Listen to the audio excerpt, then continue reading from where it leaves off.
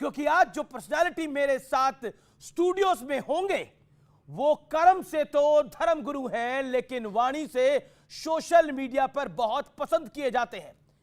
तालियों के साथ, जोरदार तालियों के साथ स्वागत करिए जाने माने कथावाचक अनिरुद्ध आचार्य जी महाराज का। अभिनंदन आपका महाराज जी। सबको राधे राधे। अनिरुद्ध जी आपका अभिनंदन है, विराजिए। धन्यवाद। अनिरुद्ध जी महाराज कथावाचक तो हैं ही, लेकिन उनकी बातें अक्सर विवाद का कारण भी बन जाती हैं। विवादों से कई बार तो अनिरुद्ध आचार्य जी बच निकलते हैं, लेकिन कभी कभी माफी तक मांगनी पड़ जाती है। लेकिन इन सबसे अलग अनिरुद्ध आचार्य जी की एक और पहचान भी है, जो वृंदावन में बुजुर्ग महिलाओं की सेवा करते हैं, बच्चों की पढ़ाई का जिम्मा उठाते हैं और लोगों को भोजन भी कराते हैं। सवाल यह है कि असलियत में अनिरुद्ध जी महाराज हैं कौन? एक कथावाचक, एक समाज सेवी, या फिर वो जो सोशल मीडिया पर आज की जनरेशन में बड़े ज्यादा लोकप्रिय हैं, बहुत वायरल भी हैं? इसी राज को जानने के लिए आज अनिरुद्ध आचार्य जी महाराज न्यूज 18 के स्टूडियोज में मौजूद हैं और यहां जनता जनार्दन के बीच आज उनका सच से सामना, सवालों से सामना होगा। इसलिए मैंने कहा आज का शो बेहद बेहद स्पेशल है। अभिनंदन करिए अनिरुद्ध आचार्य जी महाराज का।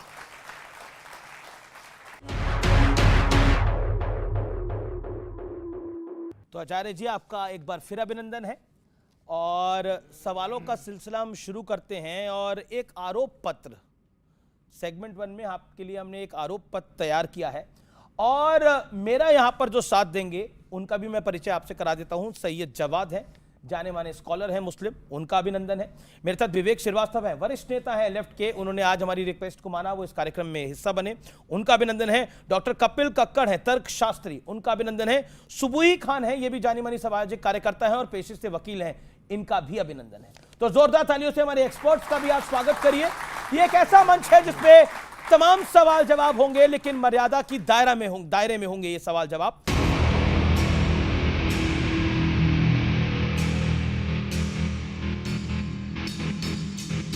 आचार्य जी आपके बयान अक्सर विवाद का कारण बन जाते हैं। कई बार तो नौबत आ जाती है कि आपको माफी भी मांगनी पड़ती है। आप बाय चॉइस ऐसे हैं या बाय वॉइस ऐसे हैं? देखिए, गलतियां कौन करता है? गलतियां वही करता है जो कुछ करता है। जो कुछ करता ही नहीं है वो गलती करेगा क्यों? तो हम काम करते हैं धरा पे उतरकर, समाज की सेवा जो बन पड़ती है, जो ईश्वर ने हमें जिम्मेदारी दी है जी। और दिन भर बोलने का कार्य है, 3 घंटे रोज कथा सुनानी है, तो कई बार शब्दों की त्रुटि तो हो ही जाती है। तो स्वाभाविक है, हम इंसान हैं, गलती के पुतले हैं, हजारों गलतियां होती हैं। हजारों गलतियां होती हैं। तो एक वीडियो मैं आपको दिखाता हूं, इसमें आप गाय को माता क्यों कहते हैं ये समझाने के लिए आप एक अजीबोगरीब तर्क दे रहे हैं। ये गलती से हुआ है या सही हुआ है? मैं सुना देता हूं, आपको दिखा देता हूं, फिर आप इसका रिएक्शन लेता हूं। एक आदमी हमसे बोला कि महाराज जी आप लोग गाय को माता कहते हो तो भैंस को बुआ कह सकते हो आप लोग? हमने बिठाया, हमने कहा ये बताओ तुम्हारी बहन है? बोला है। मैंने कहा तुमने अपनी माँ का दूध पिया है कि दूध पिया है? इस पर आप क्या कहेंगे? हाँ, ये देखिए, एक विधर्मी ने सवाल किया कि आप गाय को माता कहते हैं तो भैंस को क्या कहेंगे, बकरी को क्या कहेंगे, फला फला को क्या कहेंगे?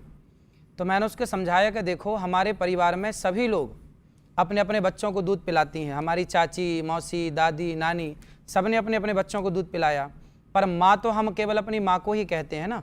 इसलिए ये कहने में मेरी शब्दों की त्रुटि हुई, उसे मैंने स्वीकारा है और वो शब्दों की मेरी त्रुटि थी कि उसमें एग्जाम्पल मैं कुछ और देना चाहता था, समझाना कुछ और तरीके से था, पर वो शब्दों की त्रुटि हुई, उसे मैंने स्वीकार किया है। जी, क्या आपको लगता है कि ये जो अक्सर आप विवाद में फंस जाते हैं, ये सवाल पूरी पब्लिक की तरफ से है या फिर आपको विवाद में फंसा दिया जाता है, आप इसे एंजॉय भी करते हैं? देखिए, बुराई आनंद भी लेते हैं? हाँ, देखिए, हमें हर चीज का आनंद लेना चाहिए। बुराई है, राम बाद में आए, रावण पहले आया, पहले बुराई आई फिर अच्छाई आई। समाज में पहले जब समुद्र मंथन हुआ तो पहले विष निकला, बाद में अमृत निकला। तो पहले बुराई आएगी, फिर अच्छाई आएगी। जब बुराई समाज में पहुंचेगी तो फिर उसके निदान के लिए एक अच्छाई का प्रवेश होगा। तो ये सदा से चली आई है रीत, अच्छाई बुराई सदा साथ रहे हैं, तो ये सदा साथ आगे भी साथ रहेंगे। ये आगे भी साथ रहेंगे। हमारे साथ कुछ एक्सपर्ट्स हैं यहाँ पर, वो भी कुछ सवाल पूछना चाहते हैं। सवाल कपिल है, कक्कड़। हाँ, मेरा सवाल है, आपने कहा गलतियां होती हैं, आदमी काम करता है, कुछ गलतियां बड़ी होती हैं, कुछ छोटी होती हैं। अब आप हैं कथावाचक, आप जो एग्जाम्पल्स दीजिए, आप महाभारत से निकालिए, रामायण से निकालिए, ये जो आप अपने हिसाब से, जैसे अब आपने गाय और भैंस वाला दिया, तो आपको खुद क्यों इनको क्रिएट करने की ज़रूरत है? क्योंकि आप हैं तो कथावाचक, और दूसरी, आज आप इस पेडिस्टल पे है जहाँ पे करोड़ों लोग आपको सुनते हैं, तो आप देखिए उनको आप क्या डाउनलोड करके दे रहे हैं। तो इसलिए ये वाली जो गलतियां आप मान सकते हैं छोटी हैं, बट एक पब्लिक के लिए ये बहुत बड़ी गलतियां हो सकती हैं। जी कक्कड़ साहब। सही है, आप ठीक कह रहे हैं। और इन गलतियों, देखिए होता क्या है, जब बच्चा पहली बार बोलता है ना, तो डायरेक्ट रोटी नहीं कहता, तोती कहता है। तोती से वो रोटी पे आता है। तो ये मेरे जीवन की शुरुआती दौरों की गलतियां हैं, पर वायरल अब हो रही है। हाँ, वायरल अब हो रही हैं। ये उस टाइम की, ये बहुत पुरानी बातें हैं जी। चूंकि बातें अब आ रही हैं, जब उस समय हम तो सीख ही रहे हैं, आज भी सीखते हैं, पर उस समय बहुत ज़्यादा मंच में बैठने के बाद ना, शास्त्रों का भी एग्जाम्पल देता हूँ। आपने पूरी कथा सुनी होगी, तो सारे एग्जाम्पल शास्त्रों के ही हैं, पर कुछ तो आज आधुनिक एग्जाम्पल, आज के परिवेश को देख के, आज के समाज को देख के, आज की स्थिति को देख के भी बातें करनी पड़ती हैं। एक वीडियो मेरे हाथ लगा है, इसमें आप कह रहे हैं आचार्य जी कि शिवलिंग पर दूध चढ़ाने को गलत बताकर सनातन संस्कृति को टारगेट किया जा रहा है। मैं वीडियो दिखा देता हूं आपको, और फिर आप जवाब दीजिएगा। शिवलिंग में लोग दूध चढ़ाते हैं, बट वो बह के तो चला जाता है, तो ये चढ़ाना सही है या गलत? ये तो आपने सुना कि नाले में बह जाता। फिर अच्छा, दूध ना चढ़ाए शंकर जी को, फिर क्या करें ये बताओ? ये दान में दें, जो गरीब हो उनको दें दूध। हाँ, दान करें। लोग जाते हैं, पिक्चरों की टिकट लेते हैं, कितने की टिकट आती होगी? 100-150 तक होता है। तो वो 100-150 की 3 घंटा पिक्चर देख के समय बर्बाद करने से अच्छा वो 150 गरीबों में क्यों नहीं बांट दिया था? जी, अब बताइए आचार्यवर। हाँ, तो ये सही तो है।